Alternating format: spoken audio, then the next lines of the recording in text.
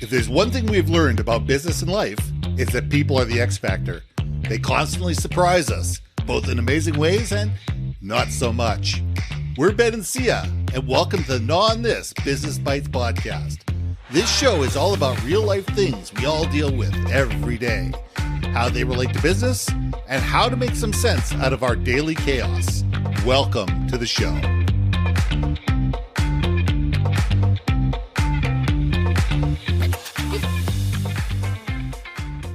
Hi, everybody. Welcome back to GNAW On This Business Bites. I'm Ben, and this is Sia. And this week, we're going to talk about mentorship.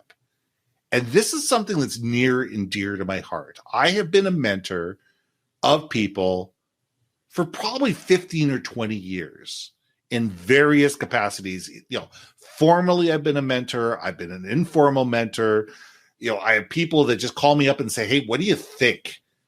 And to me, it's really important because not only is it beneficial for the person who calls me up and says, hey, help, but I get perspectives and I get to think about things that I never might have thought of regardless.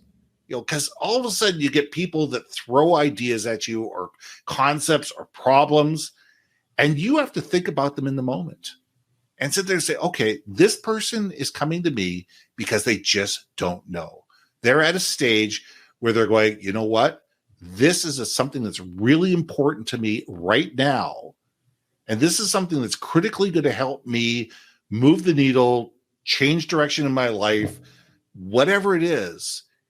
And there's a sense of responsibility there. And I take that very seriously. But when I do this, I learn as much from the person I'm mentoring as hopefully I give them. So, I'd love to hear your initial thoughts, and then we can get into some different viewpoints and things that we can do to be a better mentor, or even finding a mentor. And I think that this is a really important topic for anybody. 100%. I wish I had the wisdom back then of understanding to have a mentor. So anyone that's in their 20s or whoever is switching careers, or anyone that's well into their career, you are never too old, too young, too late, too new to find a mentor. And 100%, I love this idea and concept of mentorship because it's a reciprocal relationship. This is not a teacher-student, it's not a Padawan situation. You know what I mean? This is like, I think it's like a bilateral relationship where as much as you're giving guidance in your area of knowledge and experience, they too have knowledge and experience that might be reciprocated. So meaning I have now these folks, it's not been formalized, but I will say I have befriended folks in their 20s because I want to learn from them. I want to hear what they're thinking and their objectives and their perspectives on things. And I'm learning a hell ton.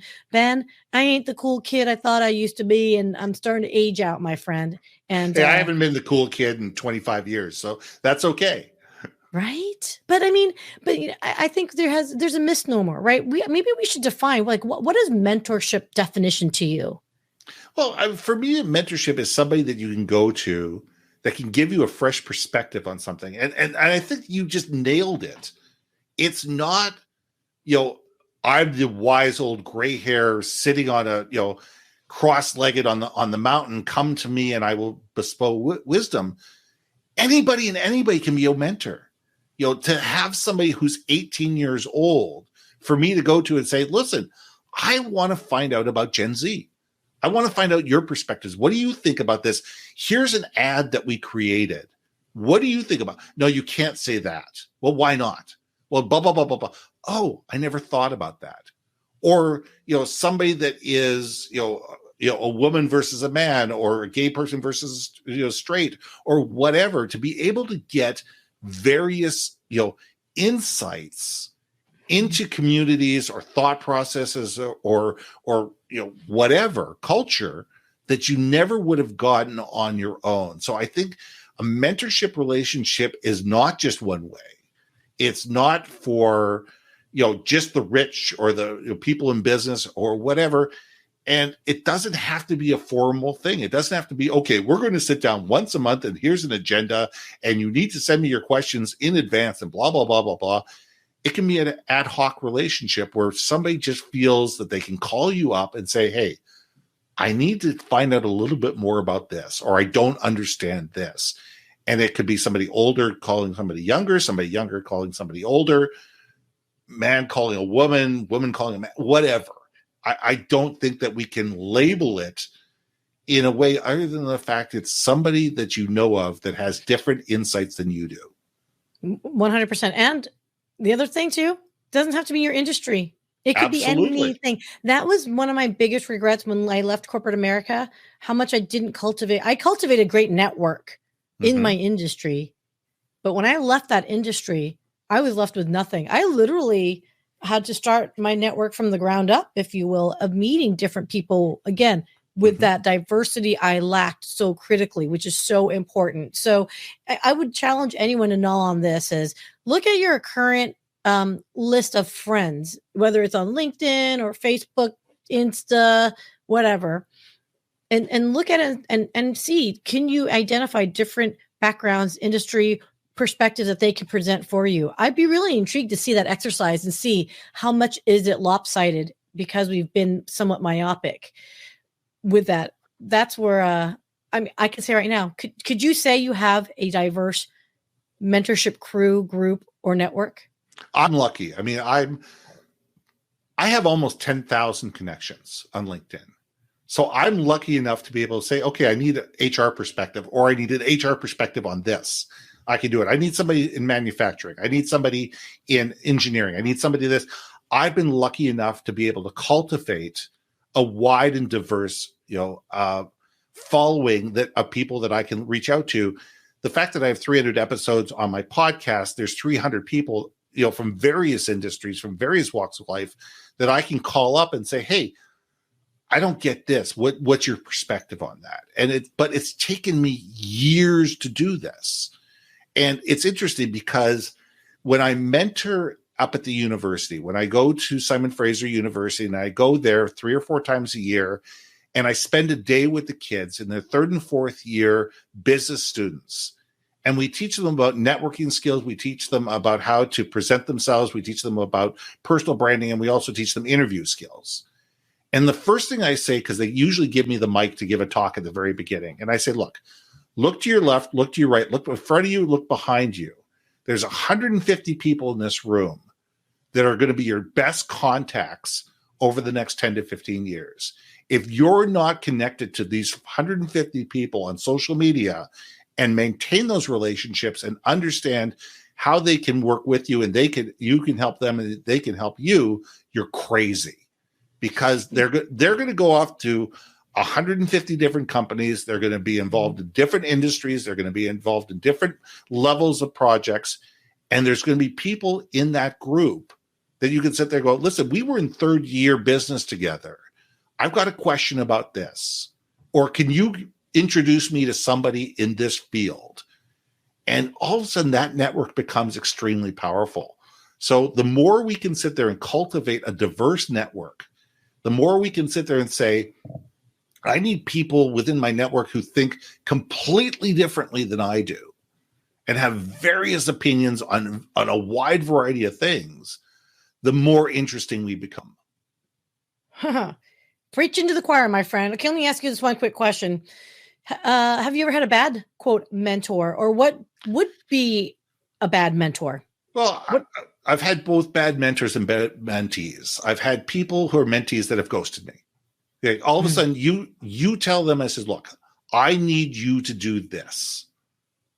And all of a sudden, that whatever this was, they considered way too much work and way too much effort for them. And all of a sudden, they disappear. And these were people that were actually formal mentees of mine that were given to me by the university and set up through that. And I'm going, if you're not willing to do the work, if you're not willing to meet me halfway, I'm not crossing that line. And that's my attitude with a mentee. If you are willing to put in the extra work, so am I. I'm in 100%, roll up my sleeves, I'm there. I've also had, mentors that it was all about pontification and it wasn't about asking questions. It was all the fact that they felt that they needed to be the oracle. and tell me story after story and this, that, and the other thing, and not listen to what my actual concerns and questions and fears were. And it's not about you as a mentor. It's about how can you help somebody else succeed. And I think as mentors, we need to have that mentality in order to be effective and valuable to the people that we're mentoring. I feel like a bobblehead here. I'm like totally like, yes, I agree. Preaching. You are preaching. If my bobblehead here could be like a soundtrack, it'd be like, yay, yay, Ben. But it's true. Oh my goodness. It is flattering if someone asks you to be a mentor to them. And there's no two ways about it. I'm always so flattered, and I take it very seriously and personally. But yeah, you're right. It's a two-way street. You got to be willing to listen to each other and also be coachable to each other. For each other. It's just simply it's a time and place, I guess, if you will, right? If you're looking for an individual to be a mentor to you, it's usually for something specific. Oh, that's the other thing I was going to say. Be specific on your mentorship requests. It doesn't have to you don't have to have one person boil the ocean. You should have a whole cadre of mentors to help you in specific certain areas. And that will also help you develop into a bigger, broader perspective and wholer person. You're making me gnaw on this, on maybe developing a cult of mentors. I'm kidding. I won't call that. There we go. So let me give you one last piece of advice, and then we should close this up. Is also as a mentor, be ready to say no. To say, this is not the right person. I'm not the right mentor for somebody. I don't have the time. I don't have the bandwidth. I can't give this person what they need. And be okay with that. Yes. Because if you can do that and say, listen, these are the people I can help. These are the people I can't help. This is the amount of time I can offer you. This is what I need from you in order to make this successful. Then I think you're going to have a better relationship that's open and honest, instead of somebody coming up to you, say, every 15 minutes with another question when you just don't have the time or the bandwidth to be able to do that. So this is GNAW On This Business Bites. I'm Ben. This is Sia. Thanks for listening again. See ya. Hey. Thanks for listening to another episode of GNAW On This Business Bites. If you liked what you heard, we most humbly ask that you like, share, and hit that subscribe button. And if you want to communicate more effectively within your organization, contact Ben at yourbrandmarketing.com or me, Sia, at innovationmediaenterprises.com. We can help you build your community, brand awareness, and personality through podcasting. We cannot wait to hear from you. So see you next week for another episode of GNAW On This Business Bites.